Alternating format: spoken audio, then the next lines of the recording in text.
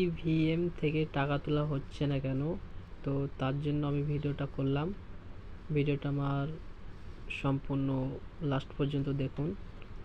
আপনাদেরকে আমি কিছু তথ্য তুলে দিয়েছি কিসের জন্য টাকা তোলা হচ্ছে না।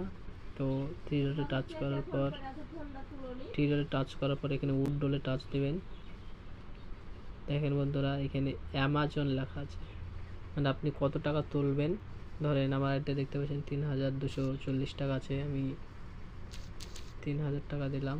এখানে আইডি যে পাসওয়ার্ডটা আছে সেই পাসওয়ার্ডটা দেবেন। এখানে দেওয়ার পর এখানে সাবমিট মারবেন। তো দেখতে পাচ্ছেন এখানে KYC upload your KYC recharge করতে বলছে 1033 টাকা, তাইলে আপনাকে উইথড্রল টাকা তুলতে দেবে। তো আপনাদেরকে বলি, আপনারা কেওয়াইসিতে টাকা মারবেন না, কারণ এটা ফেক। মানে টাকাটা আপনি মারবেন, কেটে নেবে আপনার কাছ থেকে টাকাটা, কিন্তু উইথড্রল অপশান দেবে না। ওরা স্ক্যানারও দিয়েছে, দেখতে পাচ্ছেন এখানে একজন আইডি ভেরিফিকেশন, এখানে স্ক্যানার আছে। এই স্ক্যানারের মাধ্যমে 1033 টাকা দিয়ে পে করেন, তাহলে টাকা উইথড্রল করতে দেবে।